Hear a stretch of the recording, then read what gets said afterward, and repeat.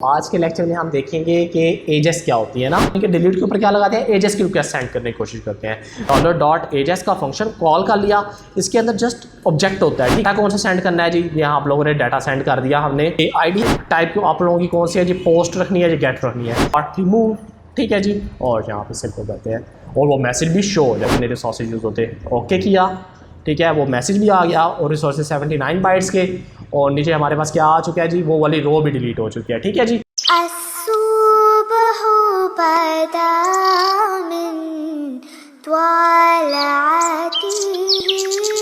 अस्सलाम वालेकुम, this is Mohammad Usman and welcome to the UVision. सो आज के लेक्चर में हम देखेंगे कि एजेस क्या होती है ना। तो आप लोगों को मैंने बताया था, जब डिलीट वाला हम काम कर रहे थे ना, तो मैंने बताया था कि हम एजेस के अंदर इसे ज़्यादा डीप देखेंगे।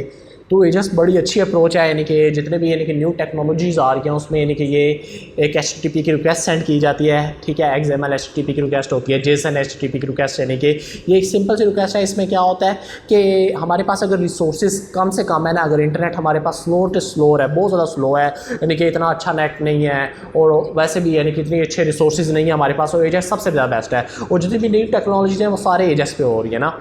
तो अभी तक यानी कि हमारे पास जितना भी, जब हम लोगों ने सर्वर से डाटा फैच करना होता था तो हमारे पास क्या होना चाहिए था, पहले सर्वर की फाइल यानी कि PHP की फाइल एग्जीक्यूट होती है, देन वो HTML का रिस्पॉन्स सेंड करता है, देन वो ब्राउजर शो करके देता है। तो पेज को लॉस में रिफ्रेश करना पड़ता है, देन वो उस डाटाबेस से क्या करता है, डाटा फैच कर देता है, ठीक है। अब लेट से डाटाबेस के अंदर मैं आप लोगों को एग्जांपल देता हूँ, डाटाबेस के अंदर क्यों न्यू रिकॉर्ड ऐड हुआ है, तो कभी भी आप लोगों ने लेट से categories.php का पेज बनाया हुआ है ना, तो वो वहाँ पे न्यू रिकॉर्ड शो नहीं होगा अनटिल यानी कि आप क्या करते हैं, उस पेज को रिफ्रेश नहीं कर लेते। जैसे पेज रिफ्रेश करेंगे देन वो न्यू डाटा डाटाबेस से आएगा, ठीक है। अगर लेट से डाटाबेस से कोई डाटा डिलीट हो जाता है तो रियल टाइम में डाटा डिलीट नहीं होगा, आप लोगों को क्या करना पड़ेगा, लाजमन ऊपर से पेज रिफ्रेश करना पड़ेगा, देन पता चलेगा ये डाटा डिलीट हो चुका है। तो हमने एजेस को कैसे यूज़ करना है, अब यानी कि उसका मैं आप लोगों को आई की होती है, यानी कि इसका यूज़, इसका पर्पस क्या है और इसकी बेनिफिट्स एडवांटेज क्या है ना।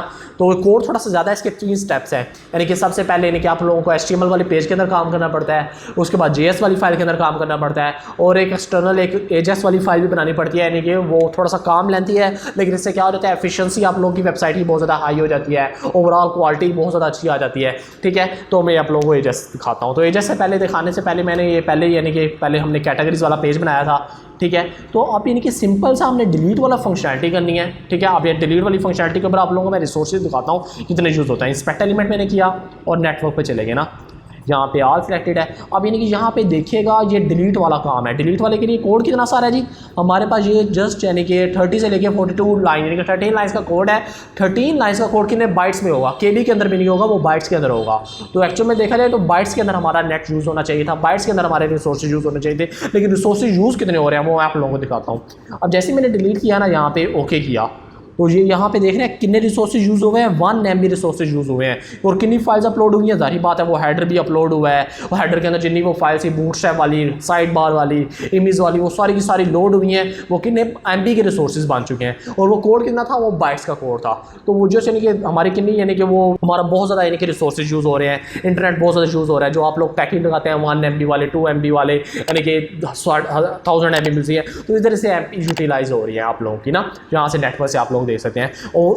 बाय द वे यहाँ पे वो कैशे होता है, लेकिन वो यहाँ पे वो डिस्कस नहीं करते, लेकिन वो रिसोर्सेज बहुत ज़्यादा यूज़ हो रहे हैं अगर हम विदाउट एजेस यूज़ कर रहे हैं। तो हम आज हमने के डिलीट के ऊपर क्या लगाते हैं, एजेस की रिक्वेस्ट सेंड करने की कोशिश करते हैं। तो यहाँ पे एजेस की रिक्वेस्ट कैसे सेंड करते हैं जी, यहाँ पे हम सिंपल यानी कि क्या करते हैं जी, पहले तो इधर यानी कि जो सा हमारे पास ये पाथ है ना, इस पाथ पे मैं हैश डाल देता हूँ, ठीक है जी, कि वो कहीं भी ना जाए, यहाँ पे रहे, ठीक है। और दूसरा मैं यानी कि हमने यानी कि जब भी डिलीट करना है ना, तो डिलीट के ऊपर क्या करते हैं, जितनी भी एजेस की रिक्वेस्ट है ना, आप वो jQuery के इमेट्स है ना, ऑन क्लिक का, ब्लर का, फोकस का, ऑन की अप का, ऑन की डाउन का, हम उस सब इमेट्स के ऊपर क्या कर सकते हैं, एजेस की रिक्वेस्ट सेंड कर सकते हैं। एजेस की रिक्वेस्ट का क्या मतलब है, आप सर्वर पर रिक्वेस्ट सेंड करेंगे, सर्वर डाटाबेस से कॉल भी कर सकते, डाटाबेस के क्यूरीज वगैरह भी लगा सकते हैं, यानी कि सर्वर के ऊपर जो भी हमने क्या परफॉर्म होती है, PHP के अंदर आप लोग जो भी कोडिंग लिख सकते हैं, वो सारा कुछ वहाँ पर परफॉर्म करके आपको दोबारा रिस्पॉन्स सेंड कर सकते हैं। तो विदाउट पेज रिफ्रेशिंग यानी कि आप सिंपल इमेट्स के ऊपर भी क्या कर सकते हैं, एजेस की रिक्वेस्ट सेंड कर सकते हैं, ठीक है।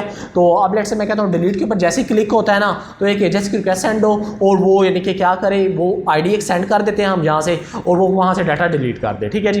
तो कैसे करना है, तो वो सबसे पहले कस्टम एट्रीब्यूट मैंने आप लोगों को पढ़ाए थे, ठीक है। डाटा माइनस आईडी एक कस्टम एट्रीब्यूट डाल देते हैं, और इसके अंदर मैं आईडी सेंड कर देता हूँ। आईडी ऑब्वियसली वो डाटाबेस से आएगी, तो यहाँ पे कनेक्ट कर लेता हूँ आईडी को $रो आईडी, ठीक है जी।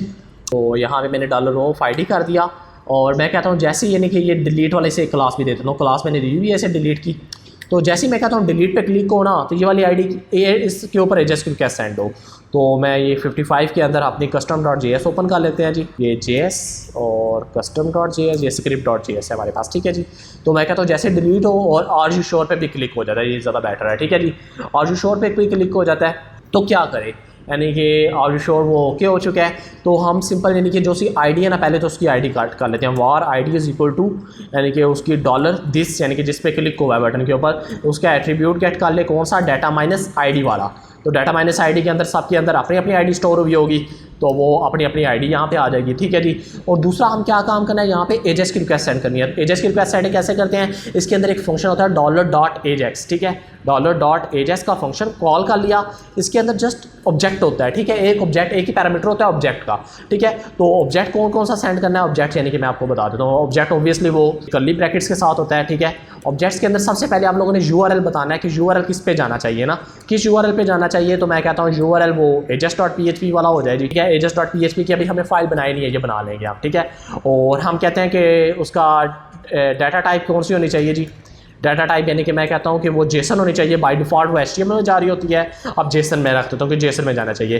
तो डाटा कौन सा सेंड करना है जी, यहाँ आप लोगों ने डाटा सेंड कर दिया, हमने आईडी हमने सेंड करनी है। तो एक यानी कि ये डाटा का भी पूरा ऑब्जेक्ट बनाना पड़ेगा।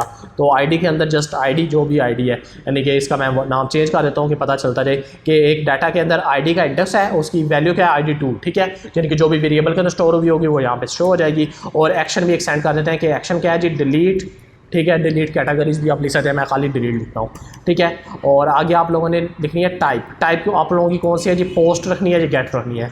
मैं कहता हूँ कि पोस्ट रखनी है, ठीक है जी।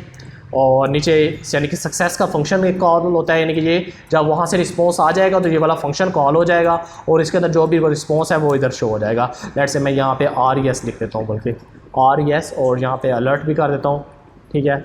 अलर्ट के अंदर यानी कि जो भी डाटा, बल्कि वो RES को ही अलर्ट कर देता हूँ, ठीक है जी। RES.message यानी कि इसे भी मैं RES करता हूँ, console.log कर देता हूँ, वो ज़्यादा बेटर है ना, ठीक है जी। console.log अभी यानी कि आप लोगों को नहीं समझ आई, कोई परेशानी की बात नहीं है। आप एजेस समझ लें कि सिंपल फॉर्म सबमिट हो रहा है। फॉर्म सबमिट के अंदर क्या होता है, पेज रिफ्रेश होता है, एजेस के अंदर फॉर्म यानी कि वो रिफ्रेश नहीं होना, ठीक है। URL का क्या मतलब हो गया कि कहाँ पे फॉर्म सबमिट होना है, वहाँ पे एक्शन देते थे, यहाँ पे URL देना है कि ajas.php की फाइल के ऊपर ये वाली एजेस की रिक्वेस्ट सेंड हो जाए, ठीक है। यानी कि सिंपल फॉर्म सबमिट हो जाए। डाटा टाइप क्या हो जाए जी, जेसन। वहाँ पे डाटा टाइप वो इंक्रिप्शन यानी कि वो मल्टी पार्ट फॉर्म डाटा रखते थे, वो आप लोग को रहने दें। यहाँ पे जेसन यानी कि डाटा टाइप उसकी क्या है जी, जेसन। आप नहीं भी रख सकते तो खैर है, कोई बात नहीं है। और डाटा कौन कौन सा सेंड करना है, वहाँ पे input types equal to fields रखी होती थी ना, आप लोगों ने फील्ड्स रखी होती थी। Input types equal to name, input types equal to text, input types equal to email. यहाँ पे यानी कि वो जो इतने के नेम्स होते थे वहाँ पे पोस्ट की अरे बन जाती थी। यहाँ पे कहने की अरे बनेगी, यहाँ पे भी अरे कौन सी बनेगी, ID और एक्शन की जस्ट अरे बनेगी। और इस वहाँ पे मेथड कौन सा रखते थे, पोस्ट या गेट।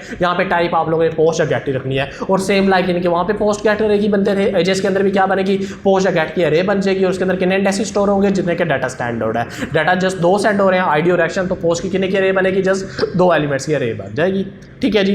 तो ajas.php की फाइल को भी बना लेते हैं, ठीक है जी। यहाँ पे index.php को मैं बल्कि यहाँ से ही यहाँ पे एक फ़ाइल बना लिया आप लोगों ने। यहाँ पे मैंने जस्ट PHP लिख देता हूँ और यहाँ पे Ctrl+S और यहाँ पे ajas.php। तो ऑब्वियसली कनेक्शन की तो ज़रूरत पड़ेगी हमें, तो वो कनेक्शन तो क्योंकि हमने डाटाबेस से डिलीट भी करना है ना डाटा, तो ये बल्कि सेशन की भी लगा देते हैं, सेशन की भी कंडीशन लगा देते हैं। तो जहाँ से रिडायरेक्ट करनी होता तो हम यहाँ पे एक अगर वो लॉगिन यूज़र नहीं है तो वहाँ पे क्या आ जाए जी, हमारे पास डाई असेस डिनाइड लिख के आ जाए, ठीक है जी। यहाँ पे वो स्क्रिप्ट क्या हो जाए, डाई हो जाए, और यहाँ पे क्या लिख के आ जाए, असेस डिनाइड। और नीचे मैं क्या रखता हूँ, इफ़ इस सेट, यानी कि वो सिंपल जिस तरीके से आप लोग फॉर्म सबमिट का लगाते थे। $_पोस्ट ऑफ क्या है जी, एक्शन पड़ा हुआ है। और एक्शन किसके इक्वल है जी, एंड क्योंकि हम इसके एजेस वाली फाइल के ऊपर एक से ज़्यादा एक्शन भी सेंड करते हैं। Delete products, delete students, delete orders. यानी कि सिंपल हमने अगर एक्शन सेंड करना है तो हम दूसरी कंडीशन में डाल देते हैं। एंड क्या होना चाहिए जी, $_पोस्ट ऑफ एक्शन जो है वो किसके इक्वल होना चाहिए, डिलीट के इक्वल होना चाहिए जी, ठीक है। तो डिलीट के ऊपर हम कैटेगरीज को डिलीट करा देंगे, ठीक है। और जहाँ पे आप लोगों ने आईडी कैसे कैलकुलेट करनी है, सिंपल यानी कि जिस तरीके से आप लोग वहाँ से करते थे, simple MySQL real escape string, यानी कि वो हैक ना हो पाए डाटा। और इसके अंदर पहला कनेक्शन यानी कि जो भी है, और सेकंड वन हमारे पास यानी कि क्या हो जाएगा, जो भी आप लोगों के पास $_पोस्ट ऑफ, इसके अंदर कौन सी आईडी पड़ी होगी, ठीक है जी।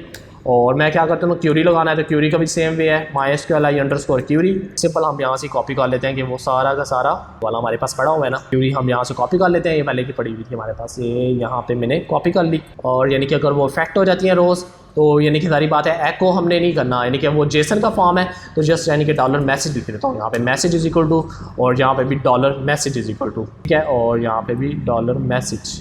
फाइन है जी। कैटेगरी डिलीटेड सक्सेसफुली और कैटेगरी नॉट डिलीटेड सक्सेसफुली। और यहाँ पे आप लोगों एक यानी कि बाहर भी हम मैसेज का वेरिएबल बना लेते हैं कि वो $message is equal to empty, ठीक है जी। और यहाँ पे अच्छा, यहाँ पे एक आप लोगों ने जो सा रिस्पॉन्स की रे है ना, वो रिस्पॉन्स की रे भी जब भी आप लोगों ने रिस्पॉन्स सेंड करना है वो रे की फॉर्म में करना है। तो इसका अंदर मैं एक इंडेक्स बना रहा हूँ मैसेज का, ठीक है जी। सिंपल मैसेज का इंडेक्स बना लेते हैं जी।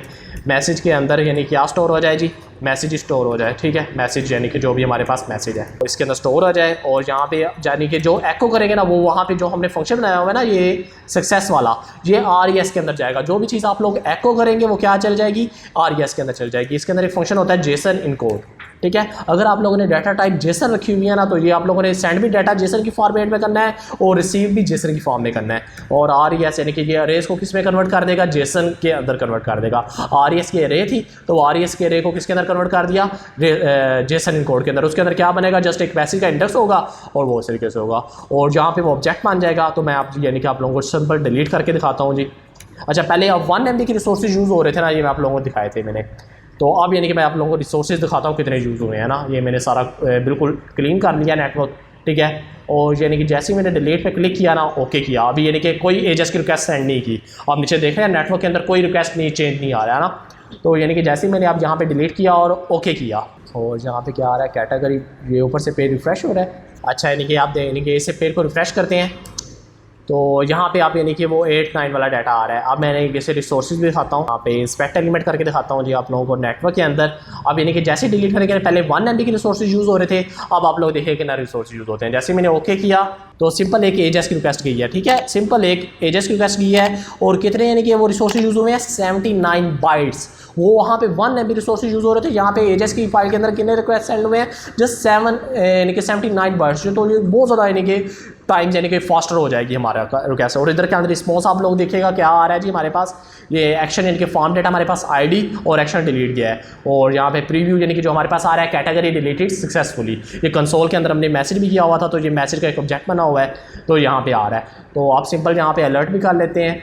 अब यानी कि जैसे मैंने वो रो डिलीट की थी ना, यानी कि आप लोग देखेंगे तो ये रो डिलीट नहीं हुई भी, यानी कि 8 वाली थी ना, 8 वाली हमने सेंड की थी यहाँ पे।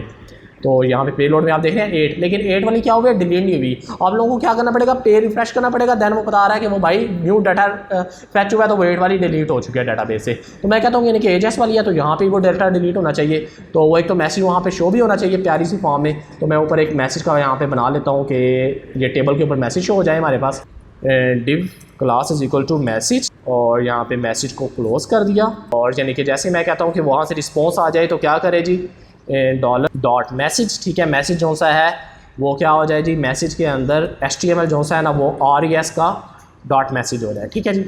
और मैं कहता हूँ कि वो वाली रो भी साथ रिमूव हो जाए। तो हमने रिमूव का फंक्शन इसके अंदर पढ़ा था ना, क्योंकि वो डाटाबेस से तो रिमूव हो चुकी है, तो लेकिन यहाँ से भी रिमूव करानी है। तो आप यानी कि सबकी यानी कि वही वाली रो रिमूव होनी चाहिए। तो आप लोग यानी कि यहाँ पे एक वेरिएबल बना लेते हैं दिस का। ये मैं क्यों बना रहा हूँ यहाँ पे वेरिएबल, क्योंकि $दिस यानी कि वो उसका दिस का क्या मतलब होता है कि उसी फंक्शन का दिस हो। तो इधर अगर हम दिस करेंगे तो वो इस फंक्शन का लेगा, ना कि इस फंक्शन का, जिसकी वजह से वो प्रॉब्लम क्रिएट हो जाएगी। तो मैंने जो सा बाहर वाला फंक्शन है उसे एक वेरिएबल में स्टोर करा लिया दिस के अंदर ना। तो मैं कहता हूँ दिस डॉट पेरेंट, ठीक है, जो भी पेरेंट है इसका, फिर डॉट पेरेंट यानी कि 2 पेरेंट है। देखते हैं कौन सी रो कहाँ तक रो बनती है ना। यानी कि ये पहला जो सा पेरेंट था यानी कि इसका, तो वो TD आ गई। दूसरा पेरेंट उसकी TR गई, तो हमने TR को क्या कर देना है, रिमूव कर देना है। तो यहाँ पे 2 पेरेंट पकड़ के डॉट रिमूव, ठीक है जी। और यहाँ पे सिर्फ करते हैं और वो मैसेज भी शो हो जाएगा आप, ठीक है जी। आप जैसे ही रिफ़्रेश किया तो यहाँ पे आप यानी कि वो 1.2 MB के रिसोर्सेज जैसे रिफ़्रेश करने पे यूज़ हो रहे हैं ना। मैं ऑल पे दिखाता हूँ, ये 1.2 MB के रिसोर्सेज यूज़ हो रहे हैं। मैंने यहाँ से सारा क्रॉस कर दिया। आप यानी कि देखिए वो कितने रिसोर्सेज यूज़ होते हैं। ओके किया, ठीक है, वो मैसेज भी आ गया और रिसोर्सेज 79 बाइट्स के। और नीचे हमारे पास क्या आ चुका है जी, वो वाली रो भी डिलीट हो चुकी है, ठीक है जी। तो ये आप लोगों को डिलीट वाला है, आप लोग इसे यानी कि इंसर्शन के अंदर यूज़ कीजिएगा कि डाटा को इंसर्ट करते हुए जस्ट आप लोगों ने क्यूरी चेंज करनी है, पैरामीटर सेंड करने हैं, यानी कि जैसे आईडी थी यानी कि डिलीट फ्रॉम हमने कैटेगरीज किया और where ID is equal to ID कर दी, तो आप लोगों ने पैरामीटर ज़्यादा सारे सेंड करने होंगे, ठीक है। वो नेम का वैल्यू ले लेंगे, ईमेल की वैल्यू ले लेंगे और उसको डाटा को इंसर्ट कर देंगे। तो आप डाटा इंसर्शन के ऊपर अपडेशन के ऊपर ट्राई कीजिएगा। अगर ना भी होगा तो इसके मैं लेटर ऑन लेक्चर लास्ट में बता दूंगा कि डाटा को इंसर्ट कैसे करने हैं एजेस के थ्रू और अपडेट कैसे करना होता है, ठीक है। तो ये एजेस का सारा कंसेप्ट था, ये आप लोग लास्ट में अच्छे तरीके से अंडरस्टैंड कीजिएगा। इसे जितना अच्छा अंडरस्टैंड करेंगे ना आप, बाद में एक चीज़ होती है API, उसके ऊपर ज़्यादा ग्रिप होती जाएगी। तो ये बहुत ज़्यादा फ़ायदे वाली चीज़ है, न्यू टेक्नोलॉजी है सारी, यानी कि इसके ऊपर यानी कि सारी शिफ्टिंग हो रही है, यानी कि ये जो सी XHR की टाइप यानी कि ये रिक्वेस्ट सेंड होती हैं। सो आज के लिए इतना ही था, दुआ में याद रखिएगा, अपना ख्याल रखिएगा। अस्सलाम वालेकुम व रहमतुल्लाहि व बरकातुहू।